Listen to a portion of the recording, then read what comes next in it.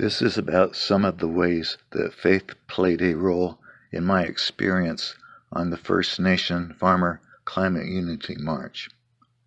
During this march, Quakers in my local meeting, Bear Creek Friends Meeting, often sent email messages of encouragement and held us in their prayers.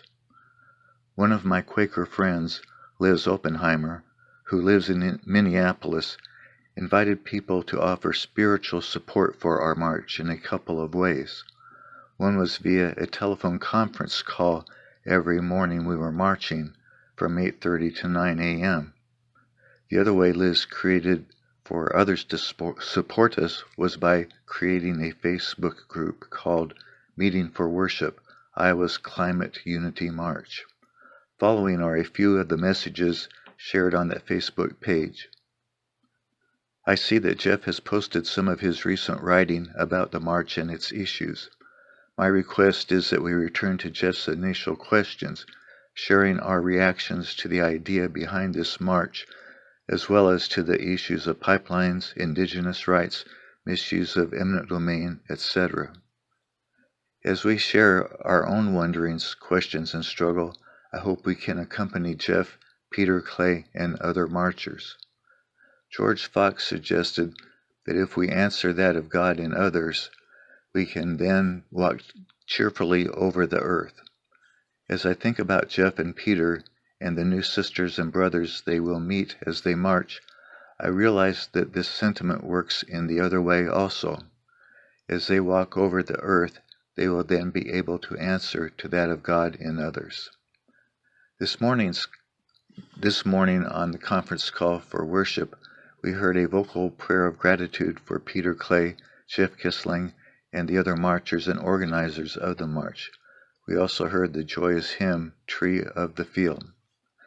After other friends had left the call, and literally as my finger was about to hit the hang-up button on my phone just past 9 a.m., another friend joined the call.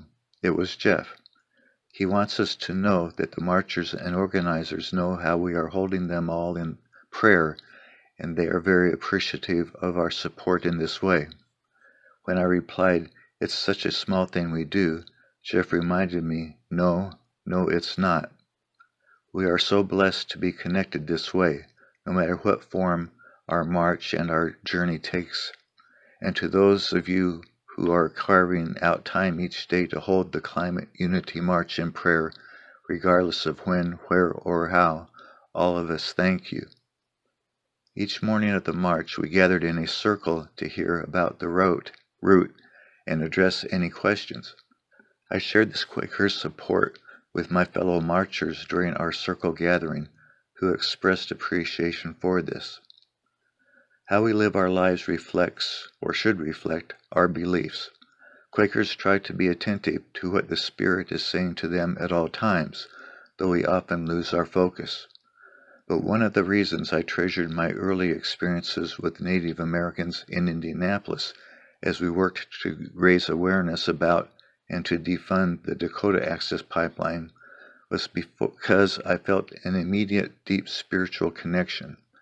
And from what I could see and learn, Native Americans' lives do reflect their beliefs. There were occasions when I was able to experience how indigenous people around the world support the water protectors. Some of the most powerful experiences I had during the march were times when prayers were offered. Besides these blessings that were given at the beginning of the march, we also stopped for prayers every time we crossed the route of the Dakota Access Pipeline. The path of the march was plotted for us to travel along the pipeline route from Des Moines to Fort Dodge. I was always impressed with Don Yawanate's prayers during our journey, and the songs Menape Lemur sang, and the prayer Ako Abdul Samad offered in the beginning of the march. I was honored to be given the opportunity to give prayers at the pipeline crossing just before we reached Pilot Mound. I briefly described Quaker worship, then our circle, holding hands, worshipped in silence for a little while. One of the most difficult things I have learned, and that I have to keep relearning, is that faith is not hoping what you want will occur. rather seeking what the Spirit is asking of you. The Spirit asked me to begin this journey, so I did. What happened next was in God's hands.